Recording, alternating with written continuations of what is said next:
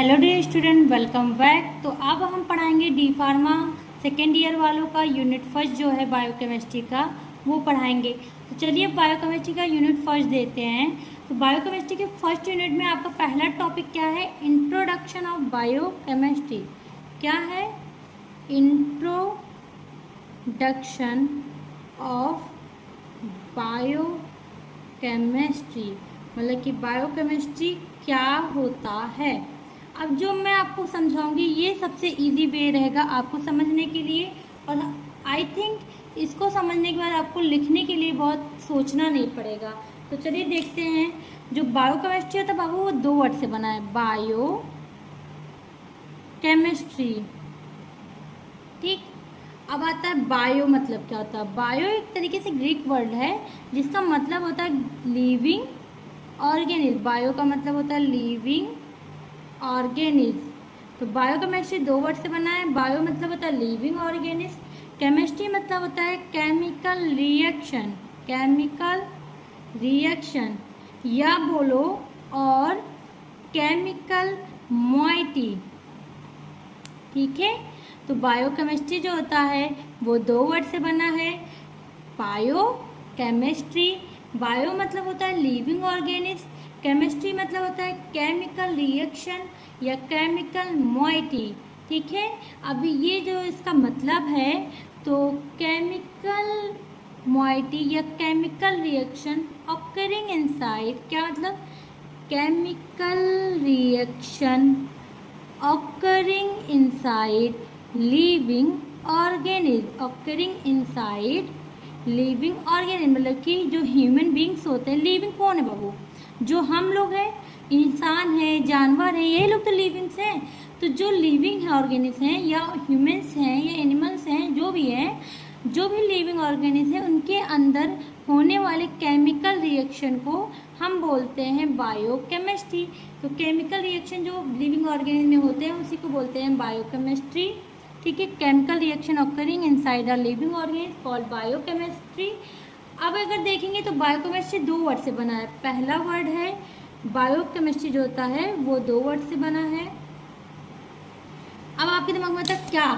देखिए, ये 2 सब्जेक्ट एक तरीके से मिलता है। पहला तो बायो का मतलब बायोलॉजी सब्जेक्ट है, मतलब कि एक बायोलॉजी लिया गया है इसमें, दूसरा केमिस्ट्री लिया गया है, इसीलिए इसको बोला जाता है बायोकेमिस्ट्री। अब अगर आप सोचेंगे तो बायोलॉजी में आप क्या स्टडी किए थे? अभी तक आपने बायोलॉजी में क्या पढ़ा था? It is science of living organism या स्टडी अबाउट लिविंग ऑर्गेनिज्म। आपने जब जहाँ तक पढ़ा था इसमें लिविंग ऑर्गेनिज्म के बारे में बायोलॉजी में पढ़ते हैं। ह्यूमंस, एनिमल्स, प्लांट सब लिविंग है क्रिएचर में। ठीक, नेचर में जो भी है ये सब लिविंग है। तो it is science of living organism. ठीक है, वहीं केमिस्ट्री में आप 2 चीज़ें पढ़ते हो। पहला तो आप पढ़ते हो science of, it is science of atoms and molecules in living organism. इसका मतलब है लिविंग, इसका मतलब ऑर्गेनिज्म। बहुत कंज्यूम ना करके सिंपली आपको याद करने के लिए दिखा रही हूँ। जितने कम लाइन में आप देखेंगे उतनी कम लाइन में आपको जल्दी याद हो जाएंगे। तो बायोकेमिस्ट्री 2 वर्ड से है, बायोलॉजी, केमिस्ट्री। बायोलॉजी का मतलब है साइंस ऑफ लिविंग ऑर्गेनिज्म, वहीं केमिस्ट्री का मतलब है science of atom molecules in living organism, या फिर बोलो केमिकल रिएक्शन। केमिस्ट्री में आप 2 चीज़ें पढ़ते हो, एक तो एटम मॉलिक्यूल्स के बारे में पढ़ते हो, दूसरा आप पढ़ते हो क्या? केमिकल रिएक्शन के बारे में। तो यही हम पढ़ते हैं बायोकेमिस्ट्री में। अब हम देखते हैं कि मॉलिक्यूल्स इन लिविंग ऑर्गेनिज्म, मतलब कि बायो मॉलिक्यूल्स किसमें हम पढ़ते हैं? बायो केमिस्ट्री में। तो बायोकेमिस्ट्री में हम क्या पढ़ते हैं? मॉलिक्यूल्स इन लिविंग ऑर्गेनिज्म, मतलब कि बायो, लिविंग मतलब होता है बायो और मॉलिक्यूल मतलब मॉलिक्यूल। तो हम क्या इसमें पढ़ते हैं बायोकेमिस्ट्री में? We study about biomolecules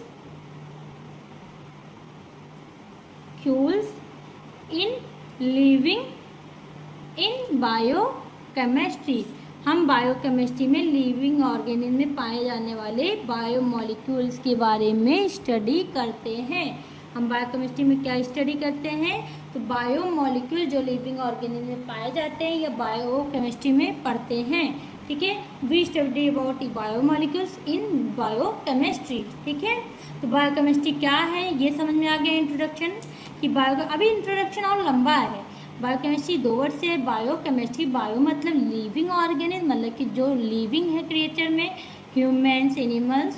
chemical reaction मतलब कि केमिकल कंपाउंड जो उनके अंदर पाए जाते हैं। केमिकल मोइटी, तो केमिकल मतलब लिक्विड, लिक्विड मटेरियल क्या होते हैं, तो आपको भी पता है लिविंग के अंदर, हम लोगों के अंदर लिक्विड क्या है, केमिकल्स क्या है, लिक्विड क्या है, ब्लड है, वाटर है, इलेक्ट्रोलाइट्स है, न्यूट्रिएंट्स है, एंजाइम, प्रोटीन, विटामिन, यही सब है।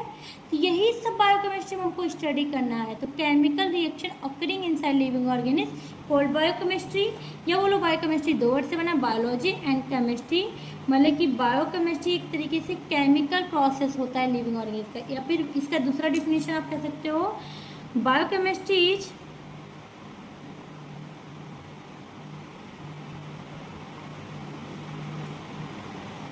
chemical process of living organism. Chemical process in living organism is study of chemical process in living organism. अब केमिकल्स हमारे अंदर क्या पाए जाते हैं, जो केमिकल्स पाए जाते हैं उन्हीं को हम बोलते हैं बायोमोलिक्यूल्स। अब चलिए देखते हैं बायोमोलिक्यूल्स होता क्या है, क्योंकि हम देखते हैं केमिकल्स कौन से होते हैं हमारे अंदर, बायोमोलिक्यूल्स होते हैं। तो बायोमोलिक्यूल्स क्या होता है, तो ये इंट्रोडक्शन में आप सब लिखिएगा, बहुत टफ नहीं है। बायोकेमिस्ट्री को तोड़ के इसके बारे में लिख दीजिएगा। बायोकेमिस्ट्री 2 वर्ड से बना है, बायोलॉजी केमिस्ट्री, फिर बायोमोलिक्यूल्स को बायोकेमिस्ट्री में स्टडी करते हैं। बायोकेमिस्ट्री जो होता है एक स्टडी होता है केमिकल प्रोसेस का जो लिविंग ऑर्गेनिज्म में होता है। अब बायोमोलिक्यूल्स होता क्या है, तो बाबू बायोमोलिक्यूल 2 वर्ड से बना है। देखिए बायो मॉलिक्यूल, अगर आप देखेंगे तो बायो का मतलब होता है लिविंग ऑर्गेनिज्म, जो हमने ऊपर ही देख लिया था, सिंपल सा बात है, लिविंग ऑर्गेनिज्म। और मॉलिक्यूल्स का मतलब होता है केमिकल मोइटी या केमिकल कंपाउंड। तो living chemical compound, living organism के अंदर पाने वाले केमिकल कंपाउंड्स को हम बोलते हैं मॉलिक्यूल, बायो मॉलिक्यूल। तो कहते हैं इसका सिंपल सा मतलब हो गया कि chemical compound found in living organism,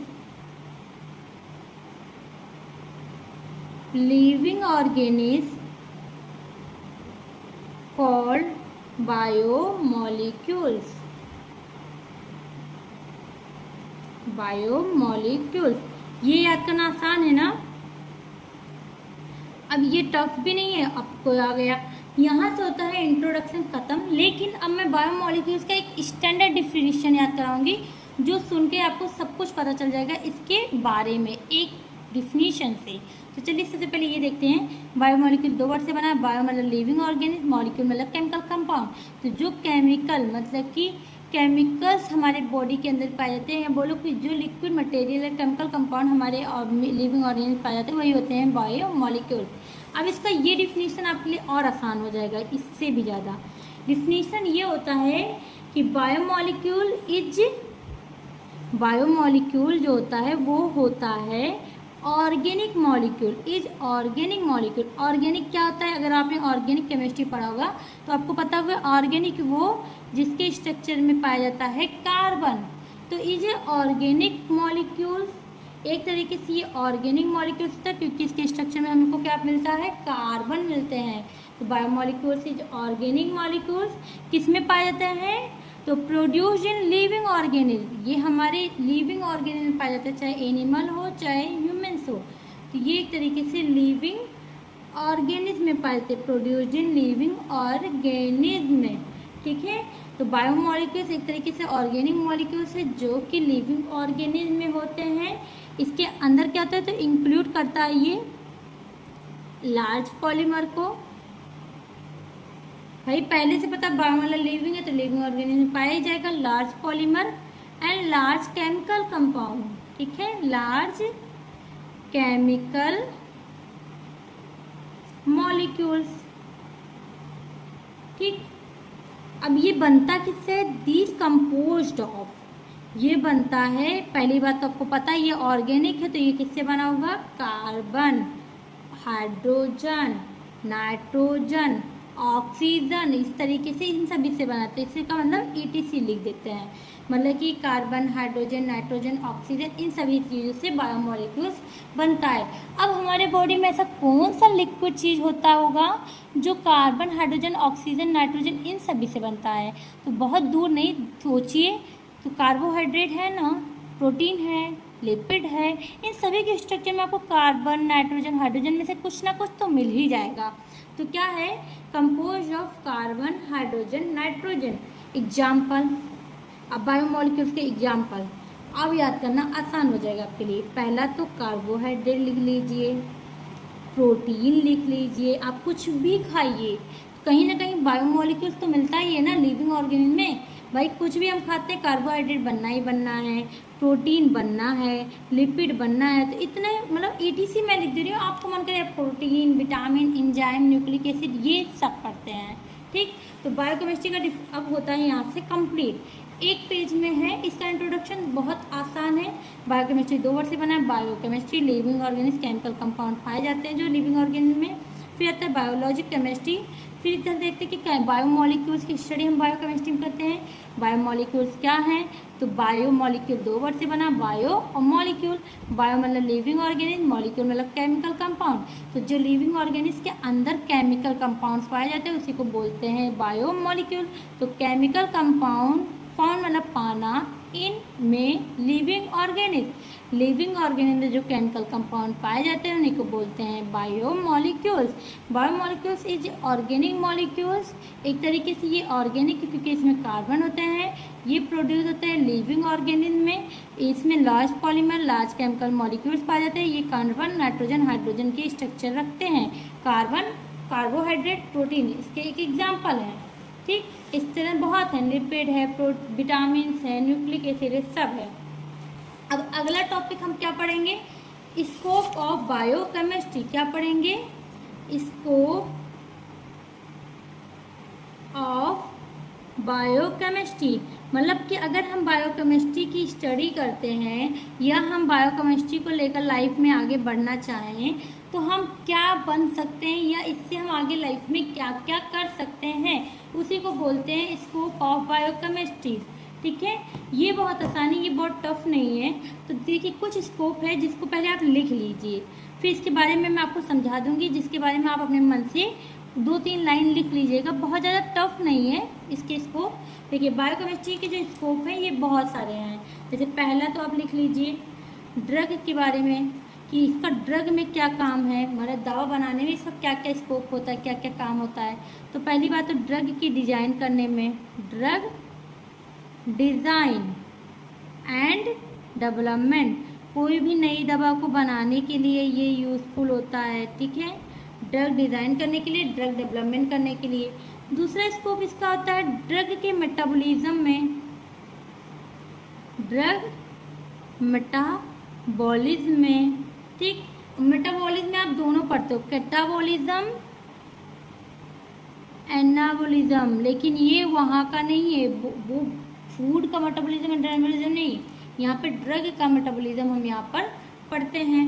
फिर हम देखते हैं फार्माकोकाइनेटिक, मतलब कि फार्माकोकाइनेटिक और फार्माकोडायनेमिक। अब ये स्टडी हम क्लोजी में करते हैं, फार्माकोलॉजी में। अभी इसके बारे में भी आपको समझाएंगे तो आप समझ में आएगा, मतलब कि दवा कैसे काइनेटिक। अब आप याद करिए फिजिक्स, जब आप फिजिक्स पढ़े थे तब आपको पता होगा कि काइनेटिक का मतलब आपने पढ़ा था मूवमेंट, मूव करना। ठीक, तो यहाँ पर हम देखते हैं दवा कैसे मूव करता है बॉडी में। ठीक है, और फार्माको डायनामिक, डायनेमिक मतलब कि ड्रग कैसे एक्शन करता है बॉडी में। ठीक है, फिर अगला हम देखते हैं इसका स्कोप क्या है। तो आप इसके बाद से इसके बारे में देखते हैं क्या, फार्मास्यूटिकल प्रिपरेशन, फार्मास्यूटिकल फॉर्मुलेशन, मतलब कि फार्मास्यूटिकल फॉर्मुलेशन, ड्रग कैसे बनता है, कोई भी डोजेज फॉर्म कैसे फॉर्मुलेट होता है। अब फार्माकोकाइनेटिक में हम 4 चीज़ें पढ़ते हैं, एब्जॉर्प्शन, डिस्ट्रीब्यूशन, मेटाबॉलिज्म, एक्सक्रीशन। अब इसके बारे में भी बताएंगे। इसके बाद इसका अगला स्कोप होता है फॉर्मुलेशन के बाद से आप देखते हैं हम पढ़ते हैं टॉक्सिकोलॉजी के बारे में, जैसे कि ड्रग से क्या टॉक्सिक इफेक्ट आता है उसकी स्टडी करना। ठीक, इसके बाद से हम इसमें क्या स्टडी करते हैं, ड्रग कैसे स्टोरेज किया जाता है, कैसे उसको प्रिजर्व किया जाता है, कैसे कंपाउंड में कौन से ड्रग कोल्ड टेम्परेचर पे रखा जाएगा, कौन सा जो होता है वो हॉट टेम्परेचर में रहेगा, कौन सा नॉर्मल रूम टेम्परेचर पे रहता है, कौन से हमको सनराइज से बचाना है, कौन सा धूप से दूर रहना पड़ेगा, ये सब चीज़ें देखते हैं। फिर ड्रग की हाफ लाइफ, इसकी स्टडी भी हम इसमें करते हैं। साथ में हम पढ़ते हैं बायोटेक्नोलॉजी के बारे में। बायोटेक्नोलॉजी इन शॉर्ट याद करिएगा, rDNA टेक्नोलॉजी, मतलब कि रिकम्बिनेंट DNA टेक्नोलॉजी। जिसने नहीं पढ़ा है उसको भी बता दे रही हूँ कि जैसे मान लीजिए हमारे बॉडी में किसी को डायबिटीज़ है और इंसुलिन डिपेंडेंट है, मतलब कि बिना इंसुलिन के इंजेक्शन के उसका डायबिटीज़ नहीं ठीक होगा। भाई डायबिटीज़ एक शुगर की बीमारी है और फर्स्ट ईयर में आप लोगों ने पढ़ा भी होगा कि वो बीमारी जो होता है उसमें इंसुलिन की बहुत कमी हो जाती है, तो सामने वाले को इंसुलिन का क्या इंजेक्शन देना पड़ता है जब इंसुलिन डिपेंडेंट किसी को हो जाता है। ठीक है, तो जब इंसुलिन का इंजेक्शन देना पड़ता है, ये ज़्यादातर छोटे बच्चों में होता है, कम एज में होता है, उनका पैंक्रियाज ही सही से काम नहीं कर पाता और इंसुलिन बना ही नहीं सकता वो। ठीक, तो इंसुलिन का इंजेक्शन लगता। अब वो इंसुलिन आता कैसे होगा, क्योंकि वो ज़्यादा सप्लीमेंट टाइप का हो गया ना, एक तरीके से देखा जाए तो जिस चीज़ की कमी है उसी से पूरा हो रहा है, कोई दवा से वो पूरा नहीं हो रहा है, तो इंसुलिन बनेगा कैसे। अब जो इंसुलिन बनता है बाबू वो रिकम्बिनेंट DNA टेक्नोलॉजी से ही बनता है, rDNA टेक्नोलॉजी से बनता है। इस टेक्नोलॉजी से आप क्या देखते हैं कि इंसुलिन का फॉर्मुलेशन किया जाता है, और ये इंसुलिन मिलता कहाँ से, तो एनिमल्स से लेते हैं। ठीक है, तो ये एक तरीके से हो गया बायोटेक्नोलॉजी। इसके साथ में हम बायोकेमिस्ट्री में क्या पढ़ते हैं, देखिए कितने ज़्यादा पढ़ लिए। अभी आगे देखते हैं, हम पढ़ते हैं फार्माकोजेनोमिक्स। ठीक है, फार्माकोजेनोमिक्स मतलब जेनेटिक इंफॉर्मेशन के बारे में हम पढ़ते हैं इसमें। अभी और भी चीज़ों के बारे में पढ़ते हैं। सबसे important, one of the most important biochemistry का जो वर्क है वो है बायोकेमिकल टेस्ट। हमेशा याद रखना, बायोकेमिकल टेस्ट जो होता है बायोकेमिस्ट्री का सबसे इम्पॉर्टेंट वर्क होता है, मतलब कि आप ये सबसे ज़्यादा चीज़ें यही करते हैं लोग, बायोकेमिकल टेस्ट के लिए यूज़ होता है ये। जैसे मान लीजिए किसी को लीवर में कोई दिक्कत है, ठीक, अब उसका लीवर फंक्शन टेस्ट होता है, जो लीवर फंक्शन टेस्ट तो बायोकेमिकल टेस्ट है। ठीक, किडनी में दिक्कत है, किडनी फंक्शन टेस्ट होता है तो वो बायोकेमिकल टेस्ट में आता है। इसी तरीके से मान लीजिए किसी भी इंसान में ऐसा होता है कि एनीमिया डिजीज़ है, अब एनीमिया है ये पता कैसे चलेगा, तो उसका ब्लड टेस्ट होगा, कंप्लीट ब्लड काउंट होगा। ठीक, अब CBC जो होता है वो बायोकेमिकल टेस्ट में आता है। इस तरीके से बायोकेमिकल टेस्ट में हम देखते क्या है, क्लिनिकल, फार्मेसी एंड डायग्नोस्टिक। ठीक,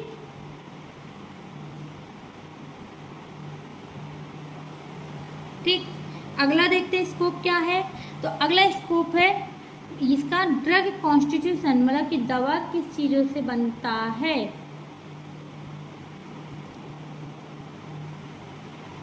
अब एक और है नेचुरल प्रोडक्ट है, उसको छोड़ ही देते हैं। तो नेचुरल प्रोडक्ट जो होता है बायोकेमिस्ट्री में ही बनते हैं कुछ बायोमॉलिक्यूल से। ठीक है, अब आता देखिए drug design and development, drug metabolism, pharmacokinetic, pharmacodynamic, ठीक, pharmaceutical formulation, toxicology, drug storage, half life, biotechnology, rDNA technology इसको बोलते हैं, pharmacogenomics, biochemical test, chemical constitution, ये सभी चीज़ों को स्कोप होता है बायोकेमिस्ट्री। मतलब बायोकेमिस्ट्री करके आप इतनी चीज़ों की स्टडी करते हो, इतने चीज़ों में आप लाइफ में आगे बढ़ सकते हो, ये चीज़ें आपको फ्यूचर में काम देता है।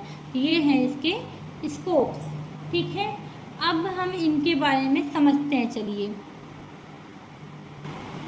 अब ड्रग डिजाइन एंड डेवलपमेंट देखते हैं, दवा बनाना, एक तरीके से समझ लो दवा कैसे बनती है। तो इसमें हम देखते हैं कि नई दवाइयाँ कैसे बनाई जाए और उन्हें बेहतर कैसे बनाया जाए। ठीक है, जैसे कि नई बुखार की कोई दवा बन रही हो या कैंसर की कोई दवा बन रही है, तो ड्रग कैसे डिजाइन करा जाए, कैसे डेवलप किया जाए, ड्रग की डिजाइनिंग कैसे हो और डेवलपमेंट कैसे हो, कौन सी दवा कौन सी बीमारी के लिए है, कैसे बनाएं कि जो बहुत अच्छा हो लोगों को रिस्पांस अच्छा दे, लोगों को जान बचे, मतलब कि इन तरीके से ड्रग को कितना ज़्यादा अच्छे तरीके से बनाया जा सके वो देखते हैं। फिर अगला देखते हैं ड्रग मेटाबॉलिज्म, दवा शरीर में कैसे काम कर रही है, मतलब कि दवा शरीर में जाने के बाद कैसे टूटेगी और बाहर कैसे निकलेगा, इसी को बोलते हैं ड्रग मेटाबॉलिज्म।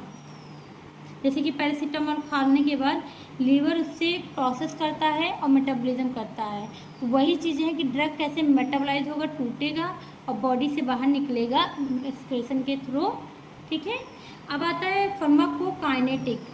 फार्माकोकाइनेटिक में हम देखते हैं एब्जॉर्प्शन, डिस्ट्रीब्यूशन, मेटाबॉलिज्म, एक्सक्रीशन। मतलब कि कोई दवा आपने खाया, वो आपने खाया माउथ में, ठीक, माउथ से वो जाता है आपके स्टमक में, वहाँ से जाने के बाद वो धीरे धीरे इंटेस्टाइन तक जाता है। तो दवा आपने खाया तो ऐसे था, ठीक, लेकिन वो जाके इस तरीके से हो गया, यही होता है एब्जॉर्प्शन, मतलब घुल जाना। एक तरीके से दवा शरीर में कैसे जाती है और घुल जा रही है, वो होता है। फिर डिस्ट्रीब्यूशन, शरीर में कहाँ कहाँ दवा पहुँचती है, मतलब कि ड्रग अब बट रहा है पूरे, मतलब ब्लड के थ्रू, टिश्यू के थ्रू वो पूरे बॉडी तक पहुंच रहा है। ठीक है, कहाँ कहाँ जा रही है, फिर वो जाएगा रिसेप्टर पे, वहाँ बाइंड होगा, फिर वो काम करेगा, फिर वहाँ से ट्रिगर करके रिसेप्टर को वहाँ से चला जाएगा और मेटाबॉलिज्म करेगा।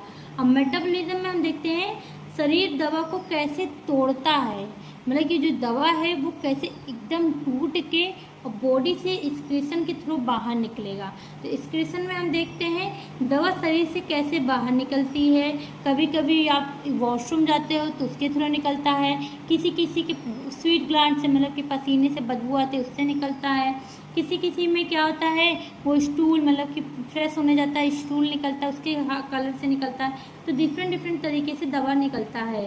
दवा शरीर में के अंदर कौन कौन सा सफ़र तय कर रही है, एक तरीके से वही होता है फार्माकोकाइनेटिक। ठीक है, अब आता है फार्माकोडायनेमिक। क्या होता है फार्माकोडायनेमिक? जो होता है दवा शरीर पर क्या असर करती है, कैसा असर कर रहा है, मतलब कि इसका क्या एक्शन है, क्या मोड ऑफ एक्शन है, क्या मैकेनिज्म ऑफ एक्शन है, वो बीमारी को ठीक किया कि कोई साइड इफ़ेक्ट दिया कि कोई एडवर्स इफेक्ट दिया, मतलब कि दर्द की दवा दर्द कैसे कम करती है, वही होता है फार्माकोडायनेमिक। मोड ऑफ एक्शन, या बोल दो कि हाउ टू थेरेपेटिकल एक्शन कैसा दिया, फार्माकोलॉजिकल एक्शन क्या है, वो होता है। ठीक है, इसके बाद से हम देखते हैं फार्मास्यूटिकल फॉर्मुलेशन, मतलब कि दवा किस रूप में बनाई जा रही है, टैबलेट बन रहा है या कैप्सूल बना रहे हो, कि सिरप बनाते हो, कि इंजेक्शन बना रहे हो, मतलब कि कौन सा डोजेज फॉर्म आप बनाते हो, वही होता है फार्मास्यूटिकल फॉर्मुलेशन।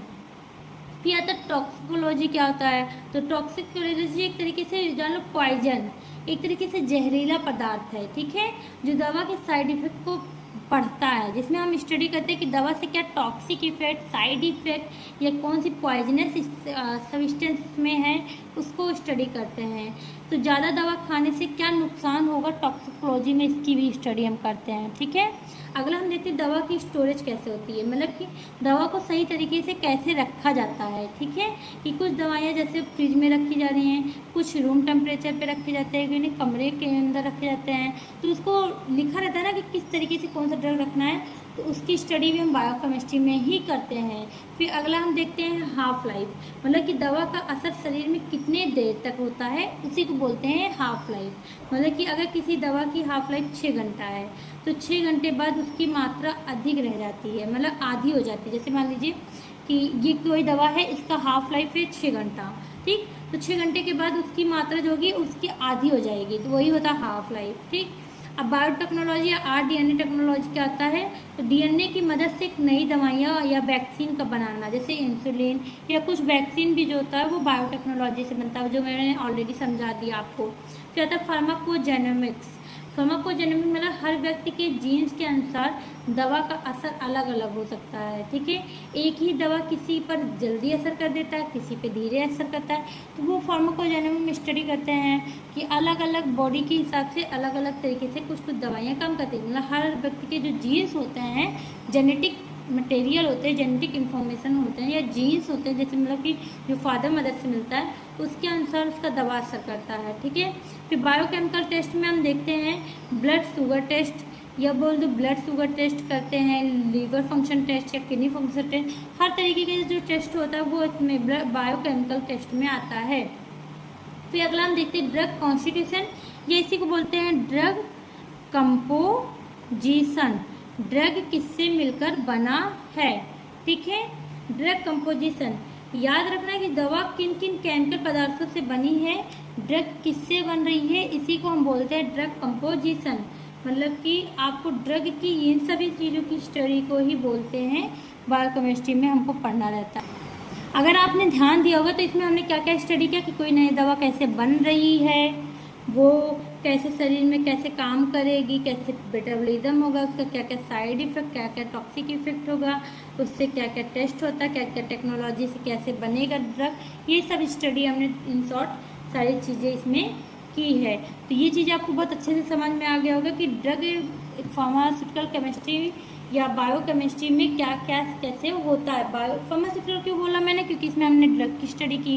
अब बायोकेमिस्ट्री क्यों करें, क्योंकि हम बायोकेमिस्ट्री में भी ड्रग की क्या क्या चीज़ें स्टडी यहाँ पर कर रहे हैं। मतलब कि इसको आप बायोकेमिस्ट्री पढ़ते हो तो क्या क्या इसमें आप सीखते हो, क्या क्या आप लाइफ में यूज़ करते हो, तो इन सभी चीज़ों की स्टडी हम बायोकेमिस्ट्री में करते हैं। अब अगला आपके सिलेबस में जो टॉपिक है वो आपके सिलेबस के हिसाब से ये है कि cell and its biochemical organisation. मतलब कि अब चलिए अगला टॉपिक देखते हैं। अभी कुछ देर में आपको सिलेबस भी दिखा देंगे, वरना आपको लगेगा कि मैम कुछ ही टॉपिक पढ़ा के छोड़ दी हैं, इसलिए अभी दिखा देंगे। अगला टॉपिक आपका ये है cell and its biochemical organisation. Cell क्या होता है, उसमें कौन कौन से बायोमोलिक्यूल्स होते हैं, इनकी स्टडी अब हम करेंगे। और यहाँ से आपका फर्स्ट यूनिट होता है कंप्लीट। ये आपके यूनिट्स का लास्ट टॉपिक है। अब ये जो चीज़ें मैंने आपको 10 टॉपिक समझाई है, इनके बारे में आप एक एक के बारे में लिख सकते हैं जो मैंने आपको बताया है। तो उसको अपने लैंग्वेज में मन करे लिखिए, हिंदी में या इंग्लिश में, और उसके बारे में लिख लीजिएगा। पेपर में भी पूछा जाएगा, अगर मान लीजिए इसका डिफिनीशन है इसका या कुछ भी, या ये पूछा जाता है तो आप इसके बारे में भी लिख सकिए। क्या पता 5-6 नंबर में आते हैं तो आपको कन्फ्यूजन होंगे लिखने में, तो इसके बारे में मैं समझा दी हूँ, अपने मन से कुछ चीज़ें लिख लीजिएगा, ठीक। अब आता है cell and its biochemical organisation. Cell क्या होता है, कैसे बनता है, उसमें कौन कौन से बायोकेमिकल ऑर्गेनाइजेशन होते हैं, उनकी स्टडी, ठीक। चलिए सबसे पहले देखते हैं सेल क्या होता है। अब सेल तो स्टार्टिंग से हर कोई पढ़ते आ रहा है, उसमें कुछ नई चीज़ें नहीं है। तो एक चीज़ ध्यान दीजिए, सेल जो होता है वो स्मॉलेस्ट यूनिट होता है लिविंग ऑर्गेनिज्म का। पहला point, cell is smallest unit of living organism. मतलब कि सेल जो होता है किसी सजीव जीव का सबसे छोटा पार्ट, सबसे स्मॉल पार्ट होता है। या इसी को हम बोल सकते हैं कि cell is smallest unit of life carrying, जो कैरी करता है, जो लेता है out of all metabolic process, जो सारे मेटाबॉलिक प्रोसेस को करता है, ठीक। सेल क्या होता है, तो सेल एक तरीके से सबसे छोटी इकाई होती है हमारे लिविंग ऑर्गेनिज्म का, और ये हम लोग स्टार्टिंग से पढ़ते हैं। फादर कौन है, तो रॉबर्ट हुक है। तो ये सब चीज़ें, कुछ चीज़ें जो है ऑलरेडी सबको पता है। सेल जो होता है स्मॉलेस्ट यूनिट ऑफ लाइफ होता है, कैरिंग आउट करता है सभी मेटाबॉलिक प्रोसेस को, वो करता है, ठीक। अब सेल बनता किससे है, तो जो सेल होता है वो किससे बनता है, सेल कितने टाइप्स के होते हैं। तो अगर आप सेल देखेंगे तो वो लिविंग ऑर्गेनिज्म के हिसाब से सेल आर 2 टाइप्स। कितने टाइप के होते हैं, 2 टाइप्स। पहला प्रोकैरियोटिक, दूसरा यूकैरियोटिक, ठीक। ये लिख लीजिए। तो अभी हम कुछ चीज़ें इसमें बता दें, बाकी कुछ चीज़ें आपकी बेसिक है तो वो अपने मन से भी आप लिख सकते हैं कि सेल क्या है, किससे बना है, क्या क्या क्या उसमें होता है, सब चीज़ें। तो जो सेल होता है वो स्मॉलेस्ट यूनिट ऑफ लाइफ होते हैं, और उसको जो होता है वो मेटाबॉलिक प्रोसेस को कैरी करता है। सेल जो होता है वो 2 चीज़ों से बना है, एक तो सेल जो होता है 2 टाइप का होता है, जैसे कि सेल लिविंग ऑर्गेनिज्म के हिसाब से दो टाइप के होते हैं, प्रोकैरियोटिक, यूकैरियोटिक। अगर देखा जाए तो यूनिसेलुलर मल्टीसेलुलर भी होते हैं। यूनिसेलुलर मतलब एक सेल जिसमें पाया जाता है उसको यूनिसेलुलर बोलते हैं, जैसे कि आपका आता है पीपीएलओ, ठीक है। वहीं किसी किसी में दो यूनिसेलुलर के बाद मल्टीसेलुलर आता है जिसमें बहुत ढेर सारे सेल होते हैं, तो आप चाहें तो वो लिख दीजिए, मन करे तो आप प्रोकैरियोटिक। ये होता है अकॉर्डिंग टू न्यूक्लियस, ठीक। न्यूक्लियस के हिसाब से देखेंगे तो ये होता है, और अगर लिविंग सेल के हिसाब से देखना चाहेंगे तो वो होता है यूनिसेलुलर एंड मल्टीसेलुलर। तो आपका मन करे तो ये भी डाल दीजिएगा, वो भी डाल दीजिएगा, ठीक है। तो अगर इसमें देखेंगे तो प्रोकैरियोटिक मतलब कि प्रो एंड कैरियोटिक, कैरियोटिक मतलब कैरियन से लिया गया है, और कैरियन का मतलब होता है न्यूक्लियस, ये ग्रीक वर्ड है जिसका मतलब होता है न्यूक्लियस, ठीक। और प्रो मतलब होता है प्रिमिटिव, मतलब कि जो सही से न्यूक्लियस ना हुआ हो, जिसको बोलते हैं फॉल्स न्यूक्लियस, तो उसको इसमें जो होता है प्रोकैरियोटिक, जिसका न्यूक्लियस सही से ना हो उसे प्रोकैरियोटिक बोलते हैं। वही आता है यूकैरियोटिक। यूकैरियोटिक जो था वो दो वर्ड से बना, यू मतलब ट्रू, कैरियन मतलब न्यूक्लियस, जो न्यूक्लियस बहुत अच्छे से हुआ, जिसमें न्यूक्लियस बहुत अच्छे से डेवलप हो उसको यूकैरियोटिक बोलते हैं। तो अगर सेल को देखा जाए तो वो दो टाइप के होते हैं। अब आप कंफ्यूज हो रहे होंगे, सेल हमने बताया दो टाइप के होते हैं। तो देखिए सेल अगर लिविंग ऑर्गेनिज्म के हिसाब से देखेंगे तो ये होते हैं यूनी सेलुलर, ठीक, और मल्टी सेलुलर। ये हो गया लिविंग ऑर्गेनिज्म के हिसाब से। यूनिसेलुलर मतलब जिसमें यूनी मतलब एक, सेलुलर मतलब सेल जिसमें एक सेल पाया जाता है, मल्टी सेलुलर जिसमें कई सेल मतलब मोर देन वन, जिसमें एक से भी ज़्यादा, मतलब कि मोर देन वन मतलब कि मोर देन टू बोल दो, कि दो से ज़्यादा, दो या दो से अधिक सेल पाया जाता है। सेलुलर मतलब सेल जिसमें दो से ज़्यादा सेल पाया जाता है उसको मल्टी सेलुलर बोलते हैं, जिसमें एक सेल पाया जाता है उसको यूनिसेलुलर बोलते हैं। ये हो गया सेल, ठीक। अब होता है कि अगर न्यूक्लियस के साथ देखा जाए तो प्रोकैरियोटिक, यूकैरियोटिक मतलब जिसमें फाल्स न्यूक्लियस होते हैं, जिसमें सही से न्यूक्लियस होते हैं, ठीक है। अब सेल के बारे में हम आगे की स्टडी करते हैं कि जो सेल होता है वो क्या होता है। तो ये तो आप अपने मन से कुछ चीज़ें लिख ही लेंगे, ठीक है। सेल के बारे में कुछ चीज़ें तो आपने लिख ही लेंगे, ठीक है। अब हम पढ़ते हैं अगला टॉपिक क्या है इसमें। तो इसमें अगला टॉपिक ये आता है कि बायोकेमिकल, अब होता है बायोकेमिकल ऑर्गेनाइजेशन ऑफ सेल, मतलब कि सेल किस किस बायोकेमिकल से मिलके ऑर्गेनाइज होता है। सेल किस किस बायोकेमिकल कंपाउंड से या बायोकेमिस्ट्री के कौन कौन से बायोमॉलिक्यूल बायोकेमिकल से मिलके बनता है। कौन बनता है? सेल, ठीक है, ठीक है। बायोकेमिकल ऑर्गेनाइजेशन मतलब कि जो सेल है वो किसी बायोमॉलिक्यूल या बायोकेमिकल से बना है। तो देखो एक होता है मेजर, सबसे ज़्यादा अमाउंट में कौन सा होता है, और दूसरा होता है माइनर। क्या होता है? माइनर।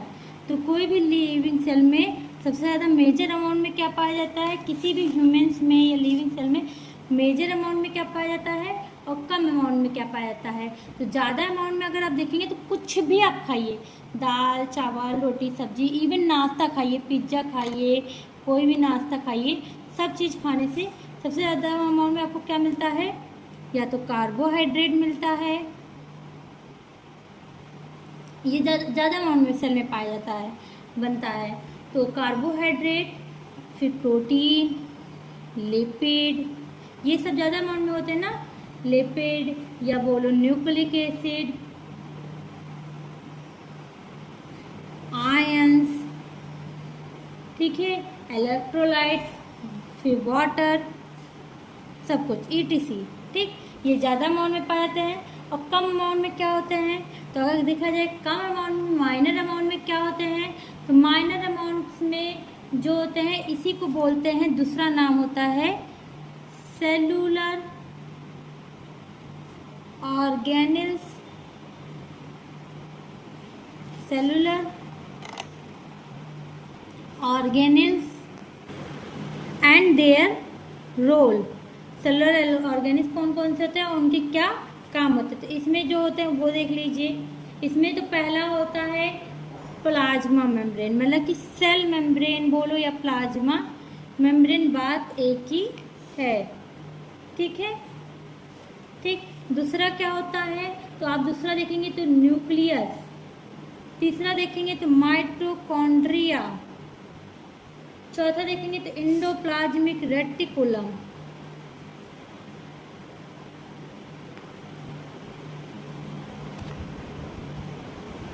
ठीक।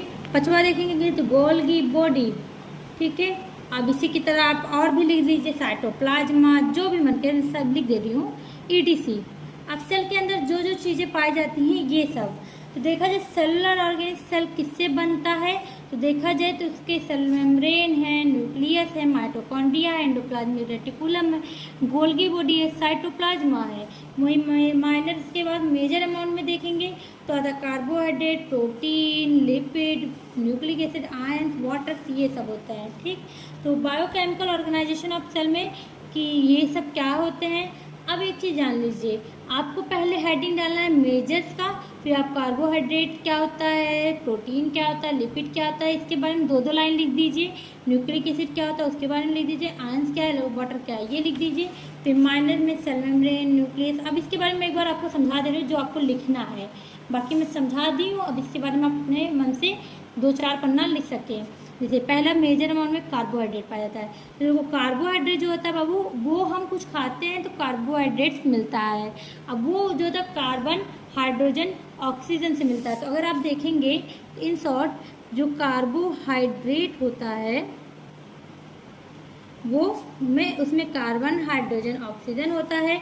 वो एक फॉर्मूला होता है CnH2O का होल एन, मतलब कि अगर C2 है तो H जो होगा 2 इंटू मान लीजिए एग्जाम्पल, मान लीजिए कार्बन एन का इक्वल 2 हो गया, तो अगर C2 हो एन इक्वल 2 हो गया तो C2H2 2 जा 4 O2, इस तरीके से होगा। ठीक है, तो ये एक फॉर्मूला होता है जिसका इसका फॉर्मूला इस तरीके से होता है CnH2O का होल एन।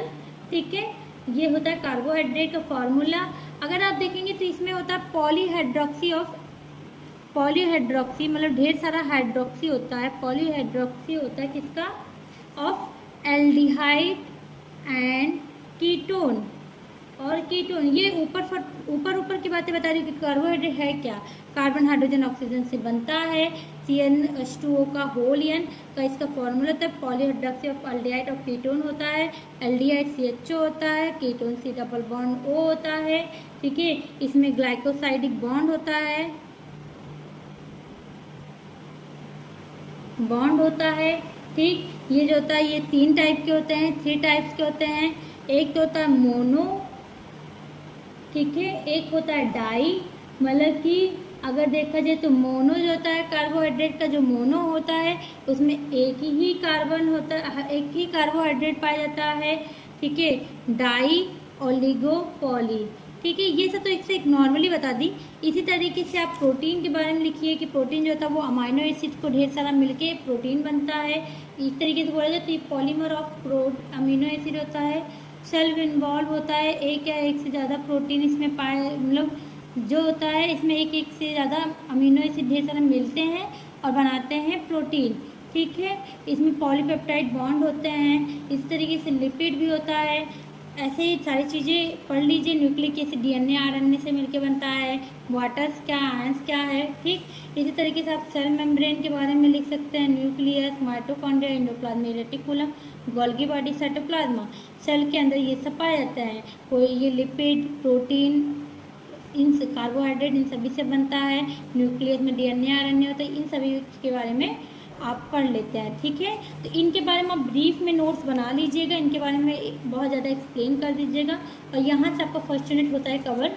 और अगर आपको इसके बारे में भी ब्रीफ में चाहिए तो बता दीजिएगा, मैं वो भी अपलोड कर दूँगी। बाकी ये देखिए, introduction of biochemistry, scope and in pharmacy and cell and its biochemical organisation. Thank you, please like, subscribe and share our channels.